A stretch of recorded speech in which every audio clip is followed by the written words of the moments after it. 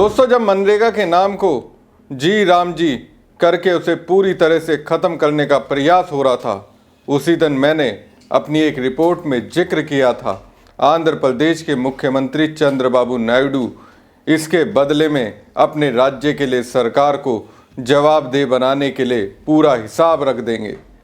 अगर मैं सामान्य भाषा में कहूँगा तो बार्गेनिंग करेंगे। तो दोस्तों, वैसा ही हुआ है।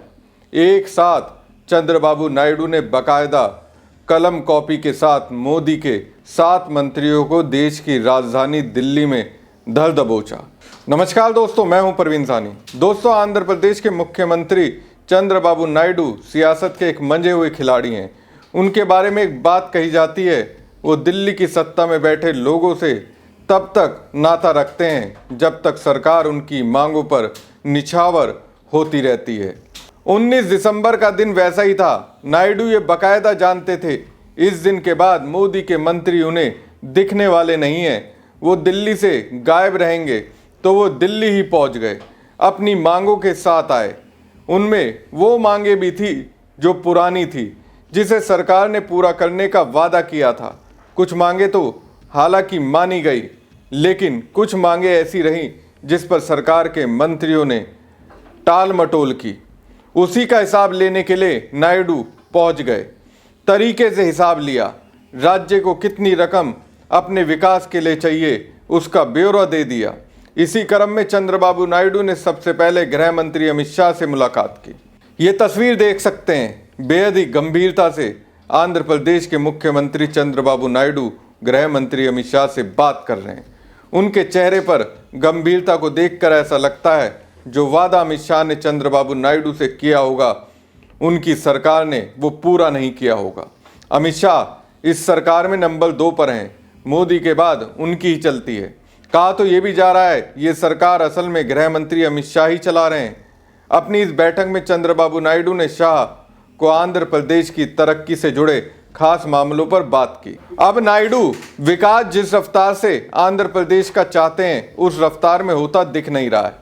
शायद कह रहे हो अपने मंत्रियों को कहिए आंध्र प्रदेश के विकास में मेरा साथ दें। दोस्तों, इसके बाद चंद्रबाबू नायडू ने सड़क परिवहन और हाईवे मंत्री नितिन गडकरी से मुलाकात की। अपने साथ पुराना नक्शा लेकर आए थे। यहीं इस तस्वीर में आपको दिख रहा होगा, परिवहन मंत्रालय के आला अधिकारी भी दिख रहे होंगे। आंध्र प्रदेश में सड़कों का विस्तार किस तरह से नायडू कराना चाहते हैं, सब कुछ उन्होंने नितिन गडकरी को बता दिया। इसके लिए आंध्र प्रदेश के लिए जरूरी सड़क इंफ्रास्ट्रक्चर की ज़रूरतों पर बात की, जिसमें कृष्णा नदी पर NH 65 और NH 13 को जोड़ने वाले प्रस्तावित 6 लेन केबल स्टैंड ब्रिज के बारे में बताया। ये ब्रिज अमरावती को हैदराबाद, विजयवाड़ा और चेन्नई कोलकाता कॉरिडोर से जोड़ेगा, जिससे सफर तेज होगा। नायडू का मकसद है कि अपनी राजधानी में एक अहम ट्रांसपोर्ट और लॉजिस्टिक हब के तौर पर उभारें, लेकिन इसके लिए अरबों रुपए इन्वेस्ट करने होंगे। अब भारत में सिर्फ आंध्र प्रदेश ही तो नहीं है, और भी राज्य हैं। उन राज्यों को केंद्र सरकार की मदद की ज़रूरत है, लेकिन इससे नायडू को क्या फ़र्क पड़ता है? उन्हें तो अपने राज्य का विकास करना है। अब इस तस्वीर में दोस्तों आप देख सकते हैं, कलम और कॉपी के साथ नायडू निर्मला सीतारमण के पास बैठे हैं। अब चलिए आपको बताते हैं नायडू ने किन किन प्रोजेक्ट्स पर निर्मला सीतारमण को चेतावनी दी है। पहला देखिए, नायडू ने विशेष सहायता और पूर्वोदय योजना के लिए 10,054 करोड़ रुपए की मांग की है। ये वो रकम है दोस्तों जो नायडू से केंद्र सरकार ने वादा किया था। अब अपने इसी हिसाब के साथ वो निर्मला सीतारमण के पास पहुंचे।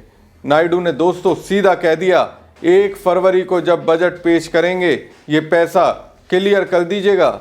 इसके बाद नायडू ने सीतारमण से पूछा कि पेंडिंग के कैपिटल प्रोजेक्ट्स जिसके लिए 5,000 करोड़ अलॉट किए गए वो कहाँ हैं। यही नहीं, रायलसीमा को हॉर्टिकल्चर हब बनाने के लिए केंद्र सरकार ने नायडू से वादा किया था। इसके लिए 41,000 करोड़ रुपए देने की बात कही थी, लेकिन वो भी नहीं मिले। निर्मला सीतारमण से मिलने के बाद चंद्रबाबू नायडू कैबिनेट मंत्री हरदीप पुरी से मिले। नेल्लोर में BPCL ग्रीनफील्ड रिफाइनरी प्रोजेक्ट की प्रोग्रेस पर चर्चा की। हरदीप पुरी के पास पेट्रोलियम मंत्रालय है। नेल्लोर में बात हुई थी BPCL ग्रीनफील्ड रिफाइनरी प्रोजेक्ट लगाने की। 96,862 करोड़ रुपए रिलीज करने की बात हुई थी, लेकिन वो पैसा रिलीज करना तो दूर की बात है, इस पूरे के पूरे प्रोजेक्ट को केंद्र सरकार ने पेंडिंग मोड में डाल दिया। आंध्र प्रदेश के मुख्यमंत्री चंद्रबाबू नायडू का यह कहना था कि राज्य के मुख्यमंत्री होने के नाते उन्होंने जमीन उपलब्ध करवा दी थी, लेकिन करीब 1 लाख करोड़ रुपए कब रिलीज होगा? रिलीज आखिर क्यों नहीं हो रहा है? सवाल यही हुआ कि उनसे जो वादे किए गए थे वो पूरे क्यों नहीं हुए। हल्दीपुरी से नायडू मिलते हैं, उन्हें सीतारमण की तरह गुलदस्ता देते हैं और कह देते हैं ये फंड 1 फरवरी को रिलीज हो जाना चाहिए। हल्दीपुरी के बाद सीएम नायडू केंद्रीय आवास और शहरी मामलों के मंत्री और बिजली मंत्री मनोहर लाल खट्टर से मिलते हैं, उन्हें भी फूलों का गुलदस्ता देते हैं और उनसे ये सवाल पूछते हैं कि आंध्र प्रदेश में जो मेन शहर है विशाखापट्टनम और विजयवाड़ा, वहाँ मेट्रो रेल प्रोजेक्ट के लिए मंजूरी कब दी जाएगी, फंड कब मिलेगा? 21,000 करोड़ से ज़्यादा रकम अपनी ओर से आपकी सरकार ने जो वादा किया था वो कब पूरा होगा? दोस्तों, 19 दिसंबर के दिन चंद्रबाबू नायडू ने मोदी के मंत्रियों की पूरी तरह से क्लास लगा दी। एक तरह से उन्होंने धो दिया। खट्टर के बाद वो पोर्ट्स, शिपिंग और वाटरवेज मंत्री सर्बानंद सोनोवाल से मिलते हैं। सोनोवाल से शिप बिल्डिंग प्रोजेक्ट्स और बड़े फिशिंग हार्बर्स के डेवलपमेंट की बात करते हैं। दोस्तों, आपको याद होगा जब ट्रंप ने टैरिफ लगाया था तो आंध्र प्रदेश के फिशिंग व्यवसाय पर इसका बहुत बड़ा असर हुआ था। उस समय उन्होंने एक चिट्ठी भी केंद्र सरकार को लिखी थी जो वायरल हुई थी। उस चिट्ठी में भी नायडू अपनी नाराजगी सरकार के प्रति दिखा चुके थे। अब नायडू टैरिफ की वजह से फिशिंग व्यवसाय को नुकसान हुआ है, उसकी भरपाई चाहते होंगे। इसके बाद जल शक्ति मंत्री CR पाटिल से मिलते हैं, उन्हें भी गुलदस्ता देते हैं। आंध्र प्रदेश की पानी की ज़रूरतों पर बात करते हैं, प्रस्तावित विकास कार्यों से जुड़े अलग अलग मामलों को बताते हैं, उसके लिए फंड की मांग करते हैं। कुल मिलाकर दोस्तों, दिल्ली आकर नायडू मोदी के 7 मंत्रियों को अपनी मांग से वाकिफ करा गए।